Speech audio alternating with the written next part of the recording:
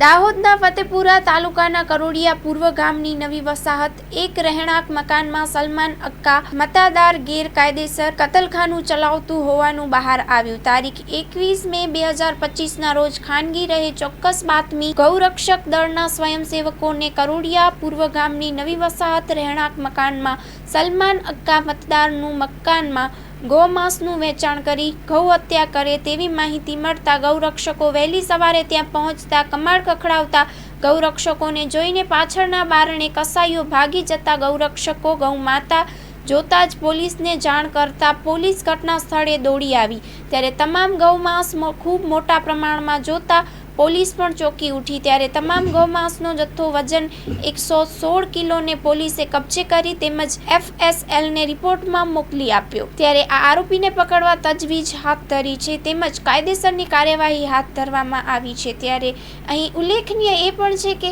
FSLનો report આવી ગયો જેમાં ચોક્કસ જણાવ્યું કે આ ગૌ હત્યા થઈ છે, ગૌમાંસ છે તેવો રિપોર્ટ આવી ગયો છે। આ હથિયારો હજી સુધી આ ગૌવંશ હત્યાનો હથિયારો પોલીસ પકડથી દૂર છે। ત્યારે ગ્રામજનો તેમજ ગૌરક્ષકો તેમજ ગ્રામજનો વિરોધ કરી રહ્યા છે તેમજ આક્રોશમાં જોવા મળી રહ્યા છે। આવા ગૌ હત્યા કરનારા કસાઈઓને એક દાખલારૂપ બેસે તેવી સજા થાય માટે આક્ષેપો તેમજ માંગ ઉઠી રહી છે। રિપોર્ટ બાય કિશોર દબગર, દાહોદ। જય શ્રી રામ।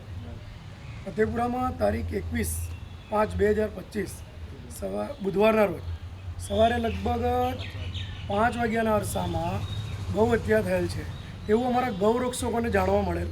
ત્યાંથી ત્યાં વિઝિટ કરવામાં આવી અને ગૌરક્ષકો દ્વારા ત્યાં માંસના ટુકડા મળ્યા, ગાય હત્યા થયેલી એવું જાણવા મળ્યું। ત્યાંથી પછી FSL ટીમને મોકલવામાં આવ્યું પોલીસ સેમ્પલ લઈને, જે પોલીસ સ્ટેશન દ્વારા પોલીસને જાણ કરવામાં આવી। ત્યાંથી પોલીસ આવી, પોલીસે FSLમાં કરી રિપોર્ટ આવ્યો 120 કિલો માંસનો જથ્થો હતો, એનો રિપોર્ટ પણ આવ્યો। રિપોર્ટમાં ગૌનું જ માંસ છે એ જાણ થઈ છે તો એની ફરિયાદ તાત્કાલિક લેવાય, એના પર પગલાં ભરવામાં આવે અને જે ફરાર આરોપીઓ છે તેમના પર સજા કરવામાં આવે અને ભારત દેશની અંદર ગૌ હત્યાનો કાયદો એવો છે તેનું ખરેખર પાલન કરવામાં આવે અને જ્યાં આવી ગાયો માતાઓ બંધ કરતી હોય તો તમામ કતલખાના બંધ કરવામાં આવે તેવી અમારી અરજ છે। જય શ્રી રામ। જય શ્રી રામ। જય શ્રી રામ। 21 તારીખ બુધવારના રોજ સવારમાં 5 વાગ્યા મને બાતમી મળી હતી કે ફતેપુરાના કરોડિયા પૂર્વ ગામમાં સલમાન માતાદારના ઘરે ગાય માતા કપાઈ રહી છે। ત્યારે આમાં ગૌરક્ષકો જે હતા એ બધા ત્યાં પહોંચ્યા હતા।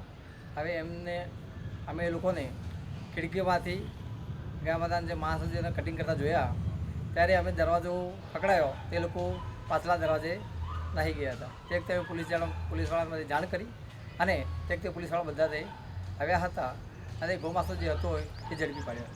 એના પછી ગૌમાંસનો જે જથ્થો હતો એનો સેમ્પલ ડૉક્ટરી કરી અને સુરત FSLમાં મોકલવામાં આવ્યો હતો।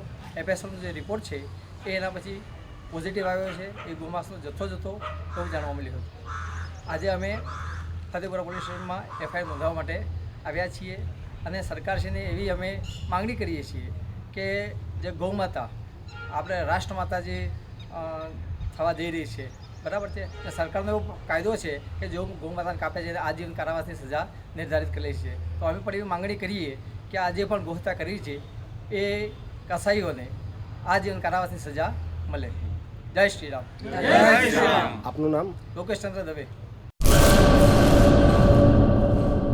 આર્ય કન્યા ગુરુકુળ પોરબંદર 90 એકરમાં ફેલાયેલો વિશાળ ધોરણ 5 થી લઈને 12 સુધીનું ઉચ્ચ ગુણવત્તાયુક્ત શિક્ષણ પ્રદાન કરતું ગુરુકુળ સ્થાનિકની કન્યાઓ માટે KG થી લઈને ધોરણ 12 સુધીના શિક્ષણની સુવિધા। અહીં ગુજરાતી અને અંગ્રેજી માધ્યમો પણ ઉપલબ્ધ છે।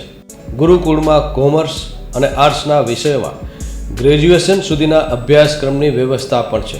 અભ્યાસની સાથે સાથે વ્યવસાયિક અભ્યાસક્રમો પણ વિદ્યાર્થીઓને પૂરા પડાઈ રહ્યા છે। અભ્યાસની સાથે દરેક પ્રકારના ખેલમાં વિદ્યાર્થીઓને કોચિંગ પૂરું પાડવામાં આવી રહ્યું છે। અહીં વિદ્યાર્થીઓને અભ્યાસની સાથે વેદ ધર્મગ્રંથના અભ્યાસ પણ અપાઈ રહ્યા છે જેથી આપણી સંસ્કૃતિ ઉજાગર થઈ શકે।